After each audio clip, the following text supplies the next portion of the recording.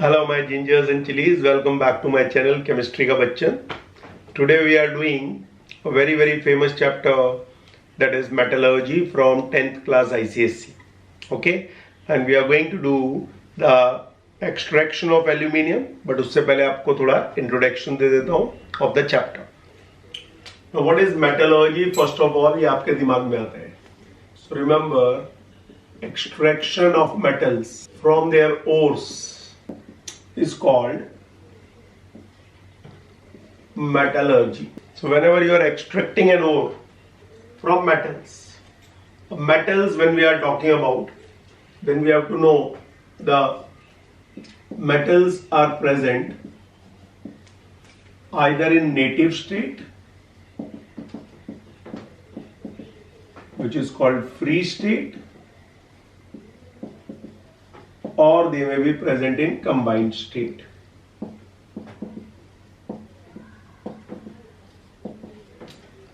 Now metals are present in nature, that may be in air, not metals, but there will be non-metals over there. They may be present under Earth's crust, yes. They may be present inside the sea, yes. But we are talking about Earth's crust mainly. So they may be present in all alone. Bachelor form में मैं बोलता हूँ free state मतलब हो गया gold, platinum, this all are going to be in a free state. Okay, sometimes copper also, not always, but copper भी मिल सकता है आपको. Combined state means when they are present not all alone but with someone else. जैसे कि आप लोगे zinc sulphide, या आप ले सकते हो कॉपर पायराइट, या आप ले सकते हो हिमेटाइट, या आप ले सकते हो bauxite.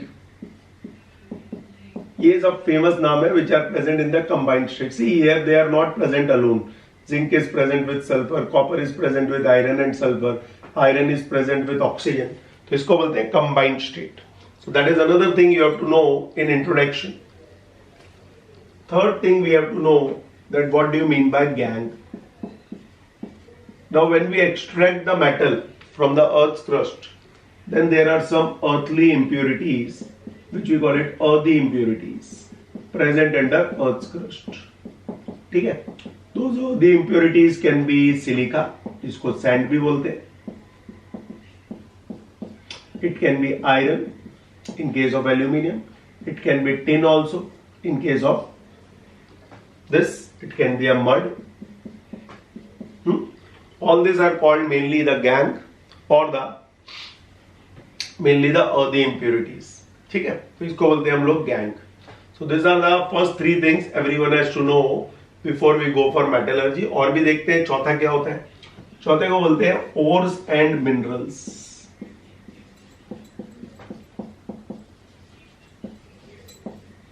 Now ores and minerals, when we are talking about, we all have to know that ores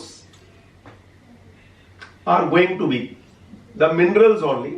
Ores are going to be the minerals only, but they are going to give the metals easily, and it will be a profitable business. अब जमीन से for example आपको bauxite मिला, जमीन से आपको मिला cryolite. दोनों के दोनों ओर्स है एल्यूमिनियम के, बट बेटर और बॉक्साइट है. दोनों मिनरल्स है, बट बेटर और बॉक्साइट है क्योंकि इजीली उससे आप एल्यूमिनियम एक्सट्रैक्ट कर सकते हो एंड प्रॉफिटेबल भी है. Cryolite is a mineral but not the very good ore of aluminium. ठीक है, it means all ores are minerals. All ores are minerals, but all minerals are not ores. तो ores और minerals के बारे में आपको ये मालूम होना चाहिए. Mineral is mainly the extracted metal in the form of combined state or in the form of free state, right? जो आपको जमीन के अंदर से मिलता है. Ore is also mineral only, but ore is the mineral from which the metal is being extracted profitably and easily. The method has to be very easy.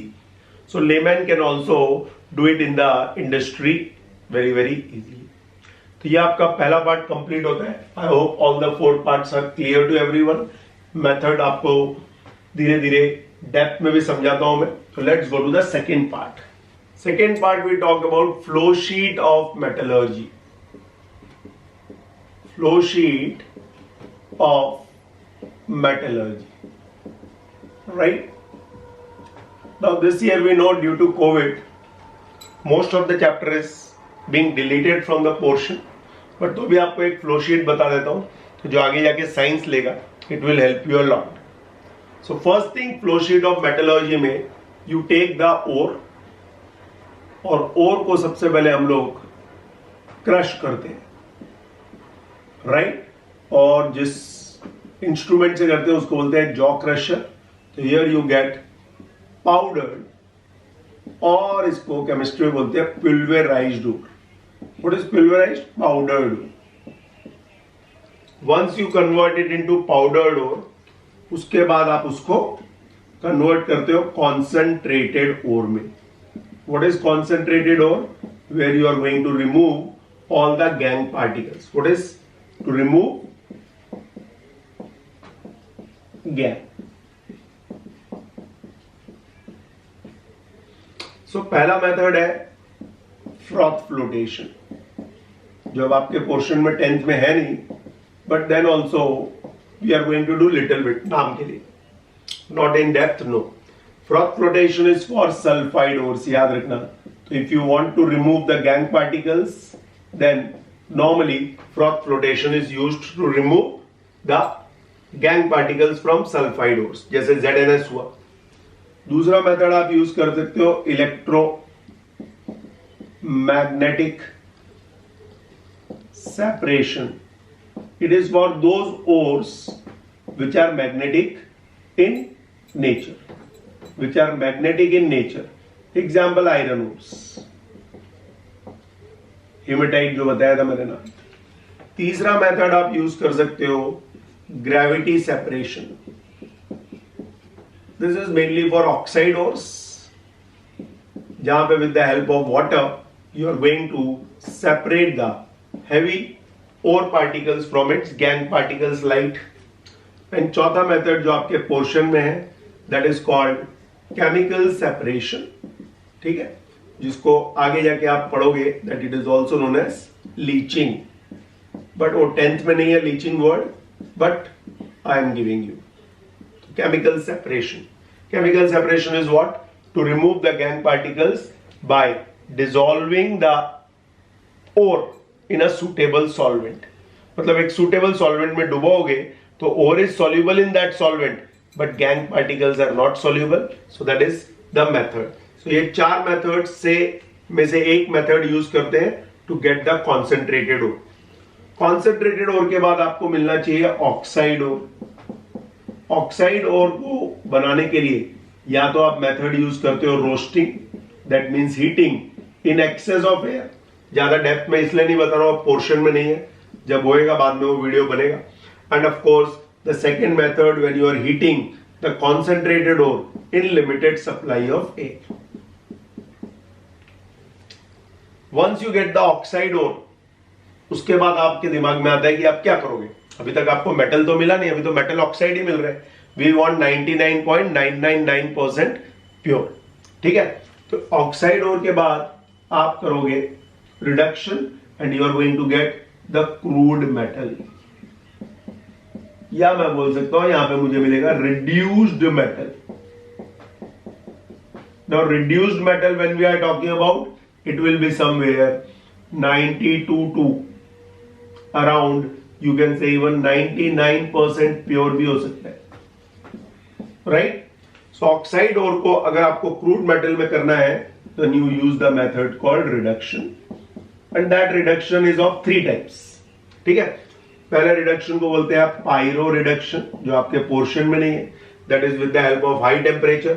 दूसरे को बोलते हैं हाइड्रोमेटलर्जी या hydro reduction, that is with the help of some suitable solvent. We will talk about it.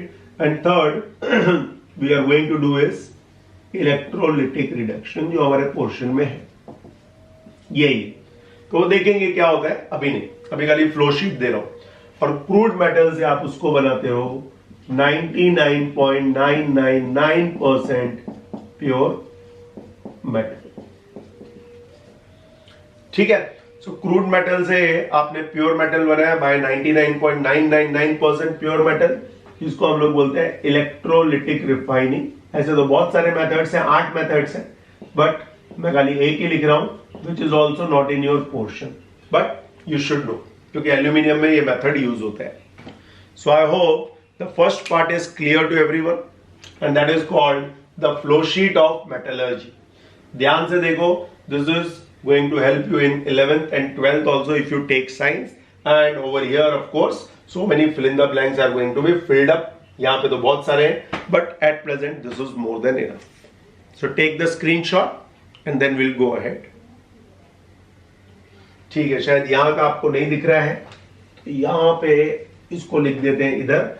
Electrolytic refining से आपको मिलता है 99.999%, इसके नीचे का पार्ट है। इलेक्ट्रोलिटिक रिफाइनिंग से मिलता है pure metal. So the flow sheet is now clear to everyone. Now let's talk about the extraction of aluminium from bauxite. ठीक है, now let's talk about extraction of aluminium from bauxite. Let's talk about extraction of aluminium from bauxite. तो aluminium के बहुत सारे uses हैं। Common use बोलूंगा तो aluminium foil you are using it is used for making aeroplanes, right? So when we are talking about extraction of aluminium from bauxite, आपके दिमाग में सबसे पहले आता है कि इसको फास्ट कैसे लर्न करना है। तो इसकी फ्लो शीट देता हूं आपको, ठीक है? तो सबसे पहले आपने लिया बॉक्साइट का फॉर्मूला Al2O3.2H2O इज योर ओर, यह आपका बॉक्साइट ओर है, ठीक है? सबसे पहले इसको क्या करोगे? सबसे पहले इसको जॉ क्रशर से छोटे छोटे टुकड़े कर दोगे। वही वाली फ्लो शीट को अब आगे बढ़ा रहे हैं। जॉ क्रशर से आपने इसके टुकड़े कर दिया तो आपको मिल गया पाउडर्ड बॉक्साइट। फिर पाउडर्ड बॉक्साइट से आपने इसको कन्वर्ट किया कॉन्सेंट्रेटेड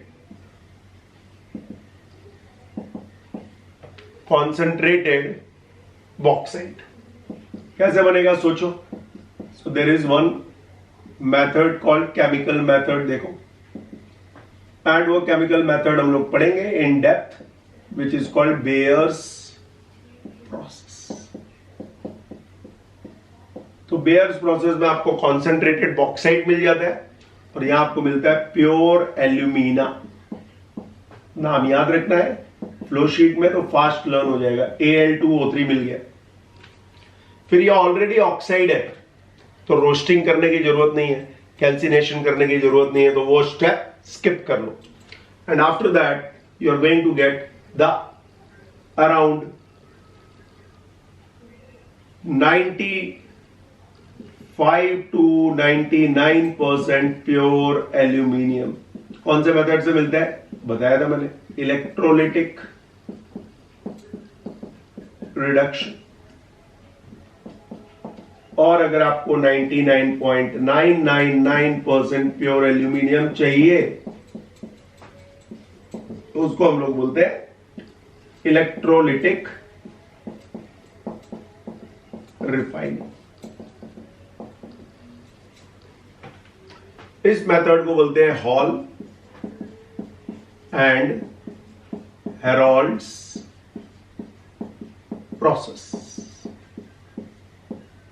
और इसको बोलते हैं हुप्स प्रोसेस। तो अगर किसी को फास्ट आपको लर्न करना है, एक बार समझने के बाद last moment revision, this is the flow sheet, we all have to know it very very very very well. एक बार आपको ये फ्लो शीट समझ में आ गई तो फटाफट कर सकते हो। अब इस फ्लो शीट को हम लोग डेप्थ में समझते हैं, पहले इसका स्क्रीनशॉट ले लो आप। Okay, so extraction of aluminium from bauxite में let's go to the step 1 where we are going to convert the bauxite to pure alumina by Bayer's process.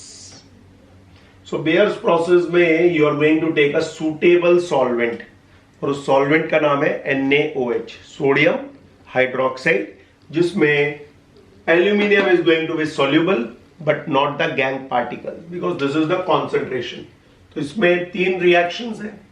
पहले रिएक्शन में Al2O3 डॉट 2H2O रिएक्ट होता है sodium hydroxide से, ठीक है, and we are going to get sodium aluminate बोलते हैं, meta aluminate भी बोलती है बहुत सारी books, but we will follow our 10th class ICSE book. Plus क्या मिला आपको? वाटर मिला। तो अगर आपको इसको बैलेंस करना है तो सबसे पहले यहाँ 2NaH डालो, फिर यहाँ लिखो 150 to 200 डिग्री सेल्सियस का टेम्परेचर चाहिए, ठीक है, and here you are going to get sodium meta aluminate भी बोलते हैं, and as I said sodium aluminate also, ठीक है। तो अगर हम इसको बोलेंगे बेस, तो of course this is your amphoteric oxide, and amphoteric oxide is over here acting as a acid. तो ये हो गया आपका salt, and of course plus water. That is a simple way to remember it. Second पे जाते हैं। Second पे you are going to dilute the sodium aluminate into more water, and you are going to get what? You are going to get aluminium hydroxide and NaOH back, which you can use it in the first step again. Okay, temperature over here is 50 to 60 degree Celsius. इसको balance करना है तो यहाँ पे हो गया NaAlO2 plus 2H2O, and right hand side में आपको NaOH मिला plus AlOH thrice in the form of precipitate. Now once you get this right, what we are going to do? We are going to do the final step of it. What is the final step? Final step में AlOH3 को we are going to heat it somewhere at around 1100 degrees Celsius. What we are going to get it is pure alumina, and plus of course water जितना भी आपका बच गया, that is going to be 3H2O. So this is called pure alumina. So this is the Bayer's process, जहां पे आपको bauxite को convert किया प्योर एल्यूमिना में, जो भी गैंग पार्टिकल्स थे, इंप्योरिटीज थी, वो सब रिमूव हो गई, सोडियम एल्यूमिनेट बना, जहां पे एल्यूमिनियम डिसॉल्व हो गया इन सोडियम हाइड्रोक्साइड।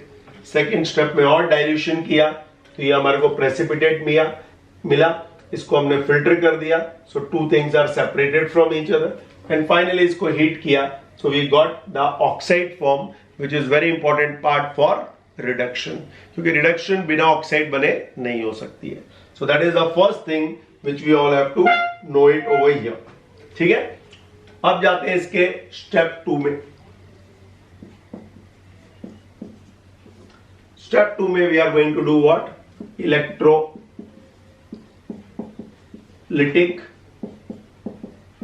रिफाइनिंग। तो पहला क्वेश्चन यहां पे आता है कि इलेक्ट्रोलिटिक रिफाइनिंग क्यों करते हो? Why don't you directly reduce it by coke और बाय कार्बन मोनोऑक्साइड और by hydrogen? Everyone knows they are very good reducing agents. तो इनके साथ रिएक्ट करके आंसर मिलना चाहिए आपको कि भाई एल्यूमिनियम मिला और कार्बन कन्वर्ट हो गया कार्बन मोनोऑक्साइड में, एल्यूमिनियम मिला कार्बन मोनोऑक्साइड कन्वर्ट हो गया कार्बन डाइऑक्साइड में, एल्यूमिनियम मिला वाटर में कन्वर्ट हो गया, ठीक है। बट ये तीनों के तीनों एल्यूमिनियम में से ऑक्सीजन नहीं निकाल सकते, because aluminium has great affinity for oxygen, so very high amount of energy is required to remove the oxygen from it. इसलिए जब एक्सपेरिमेंटली चेक किया तो ये मेथड्स वर्कआउट नहीं हुए, as it did not work out, so they have gone for the second step, that is electrolysis of alumina. अब electrolysis alumina में भी प्रॉब्लम आया, देखते हैं क्या प्रॉब्लम आया। पहले आप इसका स्क्रीनशॉट ले लो। सो स्टेप 2 अभी तक हमने स्टार्ट नहीं किया है। When we are talking about step 2, first thing we all have to know कि स्टेप 2 लिख लेते हैं, बट स्टेप 2 अभी स्टार्ट नहीं कर रहे। आपको एक और चीज मालूम होनी चाहिए कि जो आपने प्योर एल्यूमिना लिया है, ठीक है, इसको अगर मेरे को मॉल्टेन फॉर्म में कन्वर्ट करना है, उसके बिना तो ये अच्छा कंडक्टर बनेगा नहीं। तो इसके लिए मेरे को टेम्परेचर बहुत हाई चाहिए, 2050 डिग्री सेल्सियस चाहिए, which is very very high temperature. Second चीज जो साइंटिस्ट लोगों ने देखी वो देखी Al2O3 is a bad conductor of electricity. तो ये दो रीजंस के कारण alumina is never being used directly in the electrolytic reduction. तो अब देखते हैं क्या हुआ। सबसे पहले कोई भी इलेक्ट्रोलिसिस में आपको चाहिए इलेक्ट्रोलाइट। तो इन्होंने इलेक्ट्रोलाइट में दो चीजें ऐड की। एक ऐड किया आपका ऑफ कोर्स एल्यूमिना तो रहेगा ही, प्लस उसके साथ किया क्रायोलाइट बोलते हैं इसको, Na3AlF6, और उसके साथ किया CaF2, 1:3:1, 131 याद रखना। ये आपका प्योर एल्यूमिना है, ये आपका क्रायोलाइट है, और ये आपका फ्लोरस्पार है। सो ये तीन चीजों का मिक्सचर यूज किया गया।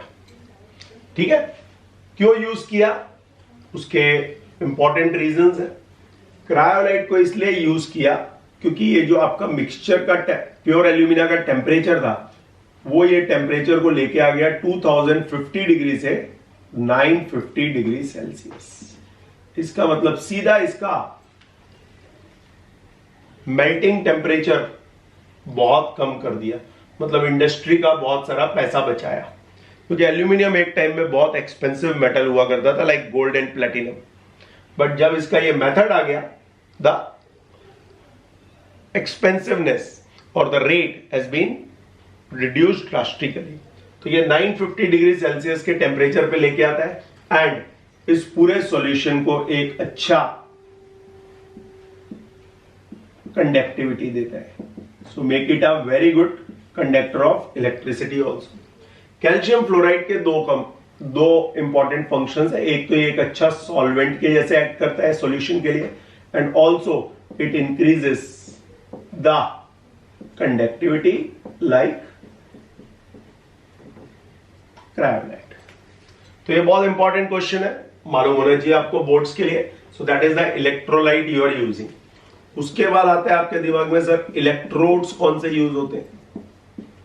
देख, दोनों के दोनों electrodes whether it is cathode और एनोड, कैथोड पे यूज होता है कार्बन लाइनिंग, ठीक है, एंड एनोड पे यूज होता है आपका कार्बन रॉड या कार्बन ग्रेफाइट भी बोलते हैं। यहां पे याद रखना एनोड जो है ये आपका टाइम टू टाइम रिप्लेस करना पड़ता है। क्यों रिप्लेस करना पड़ता है वो बाद में बताऊंगा। पीरियोडिकली रिप्लेस्ड, ठीक है। तो ये इलेक्ट्रोलाइट हो गया, ये इलेक्ट्रोड्स हो गए आपके। उसके बाद आता है इसका कुछ टेम्परेचर अगर आपको रखना है, सो है somewhere around as you already know 950 degree Celsius, जहां पे ये मॉल्टेन फॉर्म में चला जाएगा। Is that clear to everyone? So temperature you can keep it that much. Now किसी ने बोला करंट कितना रखोगे, तो करंट अगर आपको पास करना है इसके अंदर से, so that is going to be somewhere 100 amperes at 6 to 7 volts. क्योंकि इलेक्ट्रोड्स है तो they are going to be connected by some battery also, right? Some circuit will be there. So that is first step 2 के कुछ introductions, जहां पे आपको pure alumina को directly use नहीं कर पाए। क्यों नहीं यूज कर पाए? बिकॉज मॉल्टेन एल्यूमिना बनाने के लिए बहुत हाई टेम्परेचर चाहिए, and second thing it is not a good conductor of electricity bad. इसलिए आपने you have used electrolyte called pure alumina, cryolite and fluorspar in the ratio 1:3:1. Why you have used cryolite? If they ask you reasons, there are two reasons. First, it reduced down the fusion temperature of pure alumina from 2050 degrees Celsius to 950 degrees Celsius, and second thing, it makes the electrolyte a good conductor. Second, why you are using calcium fluoride? It is used as a solvent and it also increases the conductivity of the solution. उसके बाद cathode और anode याद रखने हैं, दोनों के दोनों carbon के। कार्बन लाइनिंग क्या होती है दिखाऊंगा मैं, एनोड पे कार्बन रॉड पीरियोडिकली रिप्लेस्ड करा जाता है। क्यों? क्योंकि दैट स्लोली डिमिनिशेस। कैसे? वो डायग्राम से देखेंगे। टेम्परेचर 950 डिग्री सेल्सियस, यहां से याद रहेगा, and current is 100 amperes at 6 to 7 volts. Okay, now let's go to some electrolytic reactions. Now electrolytic reactions में आपके पास क्या क्या थे? सोचो। सबसे पहले था आपके पास एल्यूमिनियम। एल्यूमिनियम से अगर इलेक्ट्रिक करंट पास होएगा तो ऑफ कोर्स 2Al3+। देखो ट्रिक देख लो, 2Al3+। एल्यूमिनियम की वैलेंसी 3+ होती है और 2 एल्यूमिनियम, ऑक्सीजन की 2- होती है और 3O 2-। ये आपको 2 आयंस मिले।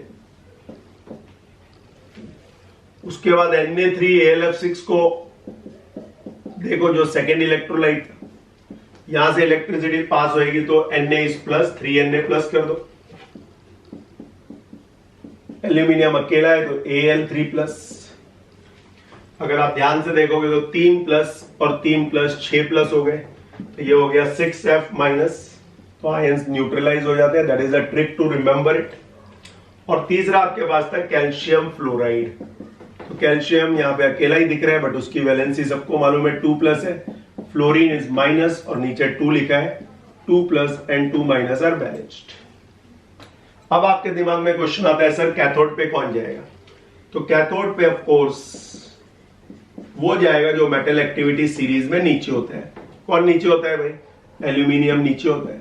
It is going to gain 3 electrons and it is going to become aluminium solid. Where? At cathode. और एनोड पे कौन जाएगा भाई? एनोड पे ऑफ कोर्स O2- F- के नीचे होता है। दो में ही कॉम्पिटिशन है इन दोनों में। So O2- is going to lose electrons. तो यहां 3O2- लिखते हैं, तो ये 6 इलेक्ट्रॉन्स लूज करता है। इसका मतलब it is going to give you 3O। और फिर 3O तो एग्जिस्ट नहीं करता है, तो एक और 3O के साथ रिएक्ट होता है and it forms oxygen gas at anode. अगर ये 6 इलेक्ट्रॉन्स लूज कर रहा है तो ऑफ कोर्स ये भी 6 ही करेगा। तो इसको हम लोग लिख सकते हैं 2Al, यस 2 से मल्टीप्लाई कर दो, 3+ 6 इलेक्ट्रॉन्स गिव्स यू 2 एल्यूमिनियम। ठीक है, तो ये आपको एक कैथोड और एनोड का रिएक्शन मिल गया and that means here you are going to get somewhere 95 to 99% pure aluminium. अब आपको प्योर एल्यूमिनियम मिल गया है, उसको अगर आपको और भी प्योरीफाई करना है into 99.999%, then you have to do the electrolytic refining, लेकिन वो आपके पोर्शन में है नहीं। ठीक है, फॉर्चुनेटली और unfortunately, but that is not in the portion. तो यहां पे आपको 95 to 99.5 अकॉर्डिंग टू विराट दलाल मिल जाता है प्योर। ठीक है, so that is what about the aluminium extraction. अब इसके डायग्राम से भी इसको समझ लेते हैं कि क्या होता है। स्क्रीनशॉट ले लो। Now diagram is ready for you and we are seeing now in the form of diagram how the electrolytic refining has taken place. तो सबसे पहले अगर आप देखोगे इलेक्ट्रोलिटिक रिफाइनिंग में, तो अंदर इलेक्ट्रोलाइट भरा हुआ है, that is alumina, cryolite and fluorspar in the ratio of 1:3:1। ये आपका कैथोड का कार्बन लाइनिंग है, which is that's why it is called carbon lining, because over here carbon is being placed as a cathode, negative terminal दिख रहे हैं आपको, and anode में आपको 1 2 3 4 5 कितने भी cylinders, as it is very big, अभी हमने 4 सिलेंडर्स लिए and they are being connected to the positive terminal, बड़ा डंडा of the battery and छोटा वाला is with minus. K is called key, B is called battery, और ये आपका चार्ज कंट्रोल लैंप है जो बताता है भाई अब इलेक्ट्रोलाइट खत्म हो गया, नया इलेक्ट्रोलाइट भरो, या एनोड डिमिनिश हो रहा है तो वो बताओ। So let's understand now. अब आपने ये एक बार भर दिया, इसको कनेक्ट किया, की को स्टार्ट हो गया। जैसे ही रिएक्शन स्टार्ट होता है, we all have to know कि एल्यूमिनियम इसके अंदर जितना भी है that all is going to be connected over here and धीरे धीरे मेल्ट होके, because it's melting point is everyone knows कि मोल्टेन टेम्परेचर पे हो रहा है, तो धीरे धीरे यहां से नीचे कलेक्ट होता जाएगा। So aluminium is collected over here from cathode. Anode पे क्या जमा हो रहा है? एनोड पे ऑक्सीजन जा रहा है, तो ऑक्सीजन जाने के कारण this is made up of carbon, तो ये कार्बन मोनोऑक्साइड और कार्बन डाइऑक्साइड में कन्वर्ट हो जाता है। कार्बन मोनोऑक्साइड और कार्बन डाइऑक्साइड में कन्वर्ट होने से क्या होता है? You are going to find that anode slowly diminishes, slowly वो गायब होता जाता है। ये जो है ये बताता है कि भाई इसके अंदर आपका इलेक्ट्रोलाइट कंट्रोल्ड मैनर में है या नहीं है, ठीक है। और दूसरी चीज, एनोड डिमिनिश हो रहा है तो भी ये स्टार्ट हो जाएगा लाइटिंग के लिए। तो lighting means understand there is some problem in the cell, ठीक है, कॉपी कर लो। अब एक और बात यहां पे बता देता हूं कि you have to sprinkle coke powder on to the top. Coke powder को स्प्रिंकल करने का रीजन ये है कि दो that there will be no loss of heat by radiation. तो ये जो टेम्परेचर है 950 डिग्री सेल्सियस, यहां पे chances are there that lots of heat is going to be lost by radiation and chances are also there that this anode may burn off. तो उसको prevent करने के लिए coke is sprinkled on to the top. तो वो भी एक अच्छा क्वेश्चन है जो पूछा जाता है। So that is about the extraction of aluminium mainly from bauxite. Take a screenshot fast. Now we go to the last part of 10th class ICSE 2020 and 2021 portion alloys of metal। कौन कौन से alloys है पहले नाम याद कर लो। Brass है, दूसरा ब्रॉन्ज है आपके पोर्शन में, तीसरा आपके पोर्शन में है ड्यूराल्यूमिन, चौथा है आपके पोर्शन में मैग्नीशियम, पांचवा याद रखो स्टेनलेस स्टील, और लास्ट है सोल्डर, ठीक है। तो ये आपको एलॉयज है जो आपको याद रखने। परसेंटेज आपके पोर्शन में है नहीं, तो देखो ये वाला कॉपर का बनता है, ये भी इसका मेन और कॉपर, मेन मेटल कॉपर है, यहां पे भी कॉपर है। मैग्नीशियम, तो यहां पे तो आंसर मैग्नीशियम, तो Mg एंड Al, तो ये बनता है magnesium plus aluminium. Of course aluminium is the main component. Stainless steel बनता है आपका आयरन का, क्रोमियम का, निकल का, and carbon is the non metal. और ये आपका बनता है लेड का और टिन का। अब ये कॉपर के साथ किसका बनता है? ये कॉपर के साथ बनता है mainly brass. When we are talking about it is made up of copper plus zinc. ये बनता है copper plus tin plus little amount of zinc also. Duralumin बनता है copper plus aluminium plus magnesium plus manganese. देखो याद कैसे करते हैं देखते हैं। ब्रास, ब्रॉन्ज एंड ड्यूराल्यूमिन, ये तीनों को आपको पहले साथ में लिखना है। तीनों कॉपर के हैं। इसको जब आप पढ़ रहे हो don't study as duralumin, study as curalumin. तो कॉपर हो गया, यहां से एल्यूमिनियम हो गया, यहां से Mn हो गया, और Mn का भाई कौन होता है? मैग्नीशियम। तो ये तो आपको याद हो जाएगा, very easy to remember. Brass और ब्रॉन्ज में याद रखो, ब्रॉन्ज का ऑपोजिट में देखोगे तो टिन दिख रहा है S, और ब्रास के ऑपोजिट में देखोगे तो जिंक दिख रहा है, ठीक है। और इसमें जिंक भी होता है, वो याद रखना पड़ेगा। सो that is the trick I remember. वैसे ही आप भी याद रख सकते हो। इसको मैंने एक बार एनालिटिकल केमिस्ट्री में कोड वर्ड दिया हुआ है, फैक्रोनी। तो आयरन, क्रोमियम, निकल, तीनों के तीनों को आपको याद रखना है। All three are green in colour and ये carbon is the non metal, the only alloy in your portion which also contains the non-metal. What is alloy? Alloy is a homogeneous mixture of two or more metals. Homogeneous mixture होता है. And solder is made up of lead and tin. यहाँ पे solder मतलब मैं बोलता हूँ soldier. और India के सबसे बहादुर सोल्जर्स कौन है? पंजाबी। तो लेड याद रहेगा। और जब वो लड़ने के लिए जाते हैं, अगर वॉर है, so we call them they are mad for country. तो यहां पे मैं उनका पॉजिटिव पार्ट बोल रहा हूं, दे आर सन की पंजाबी, मतलब देश के लिए एक बार लड़ने गए तो किसी को छोड़ेंगे नहीं। तो याद हो जाएगा सन की Punjabi, but in a positive manner, in a better manner for a war. In a war they are not going to leave anyone. सबने देखा हुआ है, अलग अलग Punjab regiment is one of the best regiment of our country. वहां से आपको याद रहेगा सोल्जर, सोल्जर नहीं याद रखना, सोल्डर। तो ये आपको याद है। सो when I am talking about it, I hope the alloys of metal are clear to everyone, and that completes the chapter also, which is called metallurgy. किसी को भी डाउट होएगा तो अपना नीचे कमेंट सेक्शन में पूछ सकते हो. Next we are going to do is the practical chemistry and little bit of vapour density के 5-6 सम्स. तो see you in my next lecture.